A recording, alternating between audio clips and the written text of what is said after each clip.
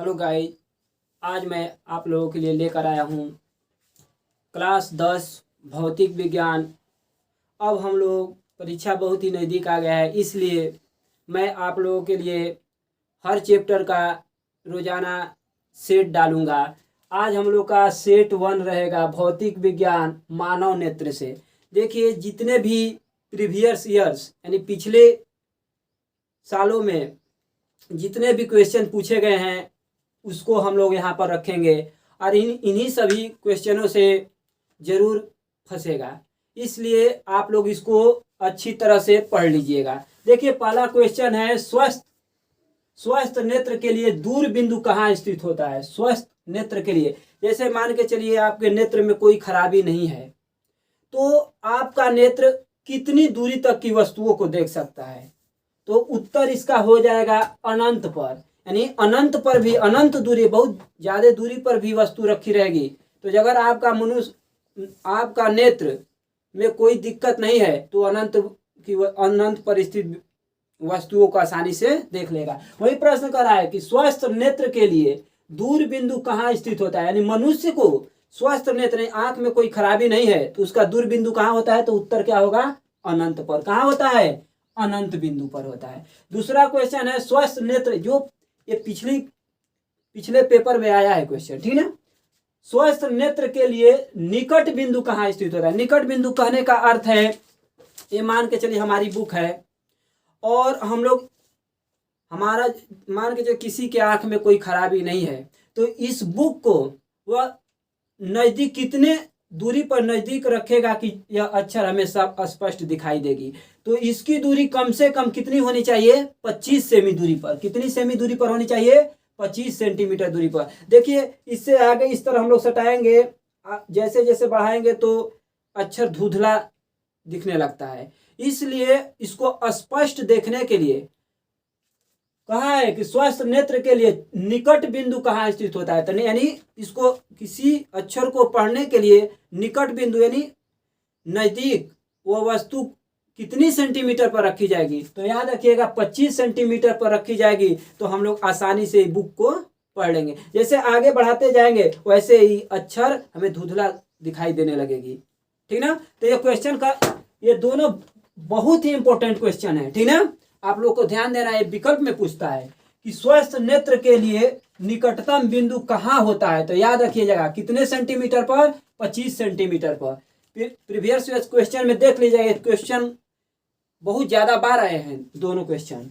अब होता है स्पष्ट दृष्टि की न्यूनतम दूरी कहाँ होती है। यानी स्पष्ट दृष्टि यानी आप लोग किसी वस्तु को या अक्षर को आसानी से पढ़ लेंगे, उसका नजदीक कितने, कम से कम कितनी दूरी पर, यानी नजदीक पास में कितनी दूरी पर रखा जाएगा। तो याद रखिएगा यही क्वेश्चन इससे ही घुमा कर पूछ सकता है, कितनी दूरी पर, 25 सेमी पर।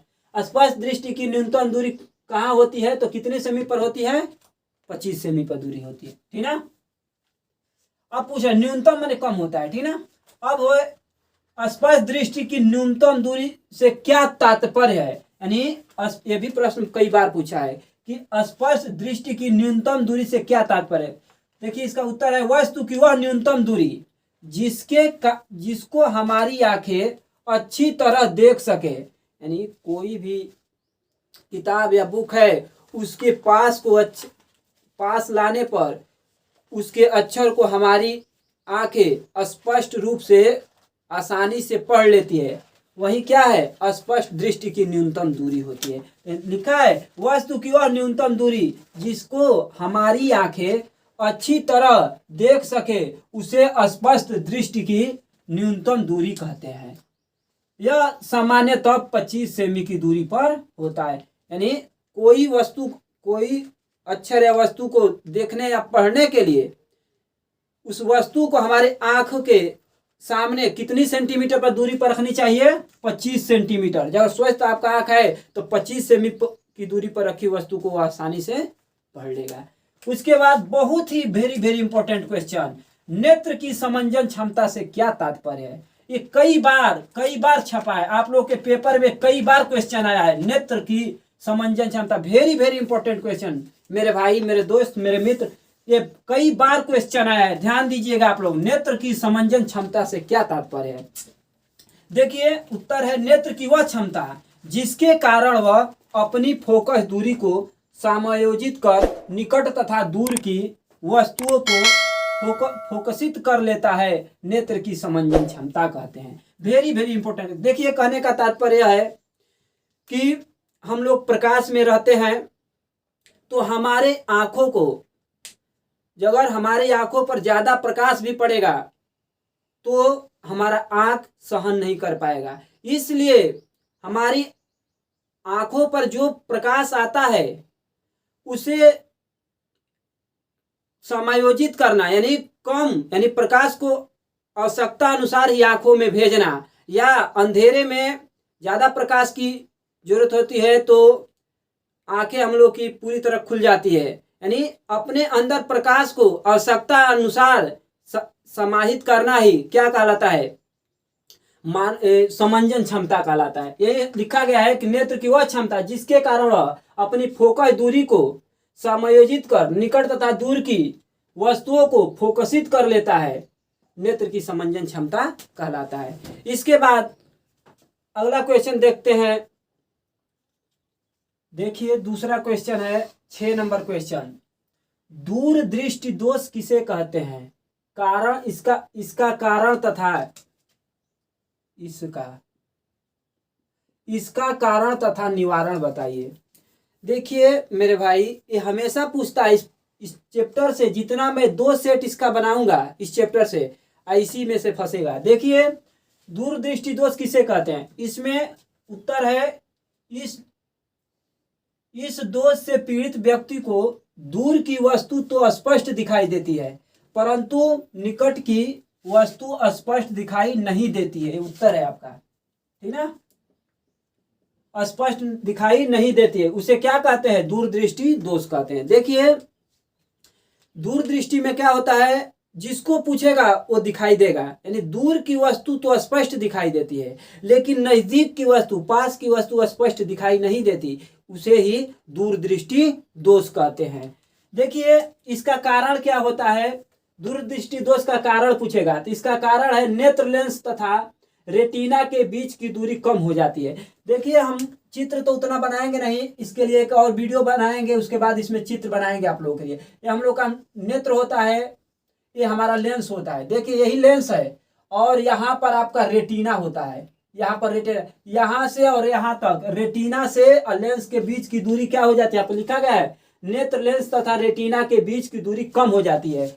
यहाँ और यहाँ की दूरी, इन दोनों के बीच की दूरी क्या हो जाती है, कम हो जाती है, जिससे दूरदृष्टि का होता है दोष उत्पन्न होता है। तो याद रखिएगा दूरदृष्टि दोष किसे कहते हैं, मनुष्य को दूर की वस्तु तो स्पष्ट दिखाई देती है परंतु नजदीक की वस्तु स्पष्ट नहीं दिखाई देती, इसे दूरदृष्टि दोष कहते हैं। उसका निवारण क्या है, चश्मे में कौन सा लेंस, इस दोष के निवारण के लिए चश्मे में उत्तल लेंस का प्रयोग करते हैं।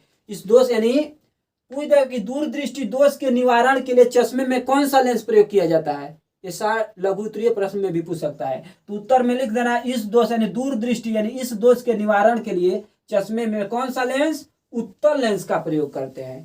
समझ में आई बात। यहां से 4 नंबर का क्वेश्चन पूछेगा आप लोग का। फिर लिखा है 2 ही क्वेश्चन बनता है, दूरदृष्टि दोष किसे कहते हैं और एक बनता है निकट दृष्टि दोष किसे कहते हैं।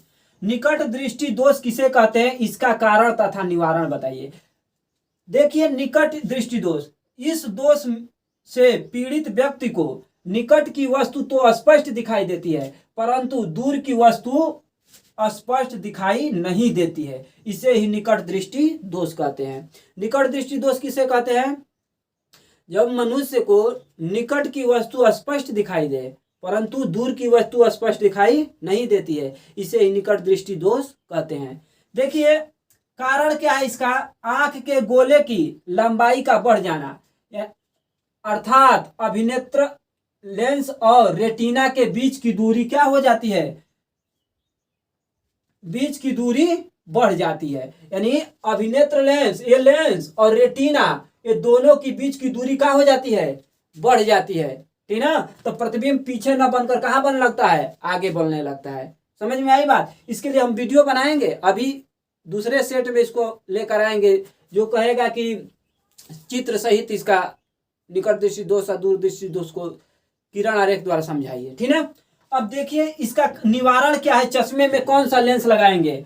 देखिए निकट दृष्टि दोष को दूर करने के लिए, इस दोष को दूर निवारण के लिए चश्मे में अवतल लेंस का प्रयोग करते हैं। किस लेंस का प्रयोग करते हैं? अवतल लेंस। अब देखिए एक ट्रिक बता रहे हैं, दूर दृष्टि में कौन सा लेंस प्रयोग होगा, निकट में कौन सा होगा। देखिए यहां पर लिखा है दूर और यहां पर लिखा है निकट।